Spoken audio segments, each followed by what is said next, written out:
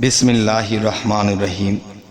হে সমস্ত জগতবাসী, আজ আমি শামীম আলী চিশতি আপনাদের সামনে যে আলোচনাটি নিয়ে হাজির হলাম, সেই আলোচনাটি খুবই গুরুত্বপূর্ণ এবং মর্মান্তিক। দেখুন, যে একজন মানুষ পৃথিবীতে আপনি, আমি বা আমাদের মধ্যে কেউ যদি দেখে 6 মাস আগে তার কবর হয়ে গেছে, কিন্তু কবরস্থান হয়ে গেছে তার, কিন্তু ওই মানুষটাকে যদি 6 মাস পরে আপনি কোথাও দেখতে পান, তাহলে আপনার অবস্থাটা কি হবে? চলুন আজকে এই বিষয়ে আলোচনা করব। দেখুন, একটি দেশে, একটি গ্রাম অঞ্চলে একজন ব্যক্তি তিনি মৃত্যুবরণ করেছে। মৃত্যুবরণ করার পরে কি হলো, সেই ব্যক্তিটাকে দাফন কাফন সেরে তাকে কবরে শুইয়ে দেওয়া হলো এবং তার কবরস্থান হয়ে গেল। বেশ ভালো। এরপরে ওই লোকটি কি ঘটনা ঘটল, যে প্রায় 5 থেকে 6 মাস পার হয়ে গেছে। তো যে নিজে দাফন কাফন করিয়েছিল, যে নিজে তাকে কবরে শুয়েছিল এবং উপরে মাটি টাটি দিয়ে কমপ্লিট করে চলে এসেছিল, তো 5 থেকে 6 মাস পরে ওই ব্যক্তিটি একটি গ্রামের রাস্তা দিয়ে হেঁটে যাচ্ছে এবং সেখানে বিশাল বড় এক পুকুর, যেই পুকুরের মধ্যে সিঁড়ি সিস্টেম করা আছে যেখানে মানুষ গোসল করতে পারে, এমন একটি পুকুরের সিঁড়ির মধ্যে সে বসে পানি নাড়াচাড়া করছে। কে নাড়াচাড়া করছে? যেই ব্যক্তিটি 5 থেকে 6 মাস আগে মৃত্যুবরণ করেছিল, যার দাফন কাফন কমপ্লিট করা হয়েছিল, সেই ব্যক্তিটিকে দেখতে পাচ্ছে সে পানির মধ্যে হাত নাড়াচাড়া করছে, হাত মুখ ধুচ্ছে। তো একটু দূর থেকে ভালো করে দৃষ্টি করে দেখা যায়, কিরে সেই লোকটি তো। তো এরকম দেখে তখন সে চলে গেল, ওই লোকটির কাছে চলে গেল, গিয়ে তার পিছন দিয়ে তাকে টাচ করে বলছে, এই আপনি না মারা গেছেন, 6 মাস আগে না আপনার দাফন কাফন কমপ্লিট করা হলো, আপনি এখানে কোত্থেকে আসলেন? তখন এই কথাটি শুনে ব্যক্তিটি নিচের দিকে তাকিয়ে আছে, তার দিকে তাকায় না। দেখেন আমার দিকে তাকান, আপনি তো সেই লোকটাই, আপনি এই পোশাকেই থাকতেন, এই তো চেহারা, সমস্ত কিছু। তখন তার দিকে সেই মৃত ব্যক্তিটি তার দিকে তাকালো, তাকিয়ে তাকে বলতেছে, চুপ চুপ চুপ, কাউকে বলো না। কেন? এটা কি? এই বিষয় কি? কি আশ্চর্য! আপনি মারা গিয়েছিলেন, আমরা নিজেরাই তো আপনাকে সেই দাফন কাফন করেছি। তবে হে সমস্ত জগতবাসী, এর ফাঁকে দিয়ে একটি কথা বলে নেব।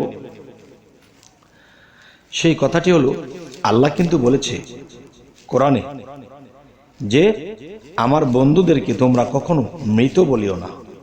আমার বন্ধুদের, আমার অলিদের, আমার আউলিয়াদের কখনোই মৃত্যু নেই।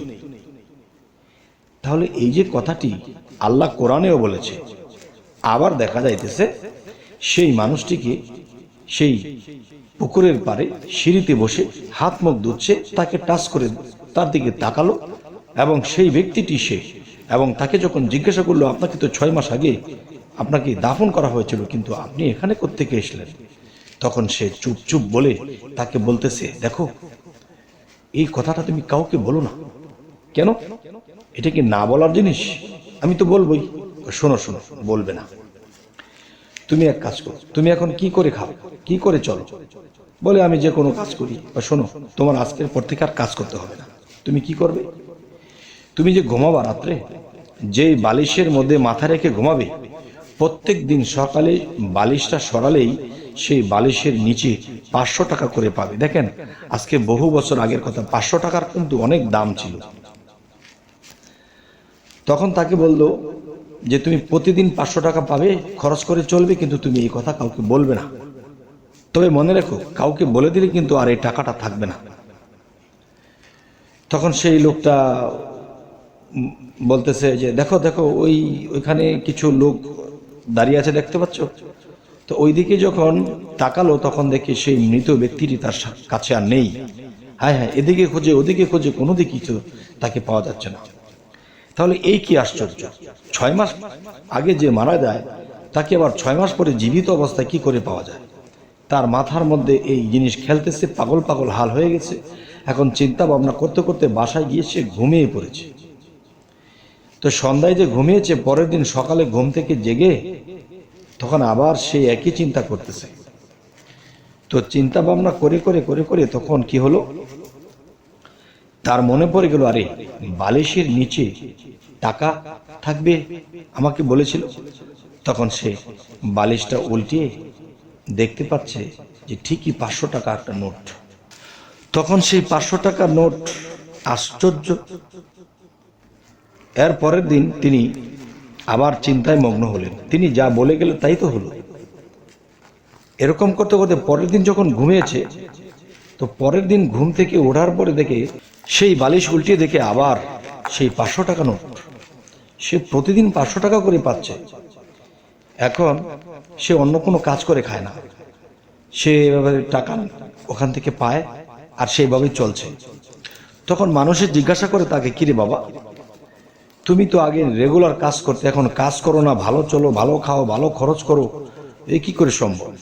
আমরা তো ব্যবসা করি, তাও চলতে কষ্ট হয়, আমরা কাজ করে তারপরে কষ্ট হয়, তুমি কাজ করো না, ভালো চলো, এর কারণ কি বাবা? তো সেই ব্যক্তিটি বলতেছে, দেখো এটা বলা যাবে না, এটা নিয়ে আমাকে গ্যাথাগ্যাথি করো না, এটা বলা যাবে না, আমার মতো আমাকে থাকতে দাও। আচ্ছা, গেল কিছুদিন পরে আবার বলতেছে, বাবা বল না, তুই কাজ করিস না, চলিস ভালো, চলিস ভালো, খাস, তোর ঘরবাড়ি হয়ে গেছে, এত সুন্দর চেহারা হয়ে গেছে, কিরে বল না, কি করে খাস তুই, কি করে এত টাকা পাস? তো এরকম করতে করতে একদিন সেই ব্যক্তিটি কি ফুট করে বলল, এই আমি তোকে বলছি, তুই কিন্তু কাউকে বলবি না। তখন, হ্যাঁ বল বল, দেখ আমাদের এখানে একটা কবরস্থান আছে, হ্যাঁ ওখানে কিন্তু আমরা 6 মাস আগে যে লোকটাকে দাফন কাফন কমপ্লিট করেছিলাম, কিন্তু 6 মাস পরে আমি লোকটাকে দেখতে পাচ্ছি এক পুকুর পাড়ে সিঁড়িঘাটের মধ্যে বসে সে হাত মুখ ধুচ্ছে, পানি নাড়াচাড়া করছে। তখন আমি দেখলাম যে ঠিক ওই লোকটির মতো, পিছন দিয়ে গিয়ে যখন টাচ করলাম, সে আমার দিকে ফিরে তাকালো। যখন বললাম যে আপনি না মারা গেছেন, আপনি এখানে তাকিয়ে, তখন সে কি করলো, সে নিচের দিকে তাকিয়ে রইল। পরে আমাকে বলল, চুপ চুপ, কাউকে বলবি না। তাহলে আমি তো দিনের বেলায় ভয় পাইনি, হয়তো রাতের বেলায় হয়তো ভয় পেতাম, কিন্তু লোকটা আমাকে বলল যে এই বিষয়ে তুমি এই কথাটা কাউকে বলবে না, যদি না বলো তাহলে তোমার বিছানায়, তোমার বালিশের নিচে প্রতিদিন 500 টাকা করে পাবে। দেখো আমি সেই টাকাটাই দিয়ে চলি, প্রতিদিন পাই।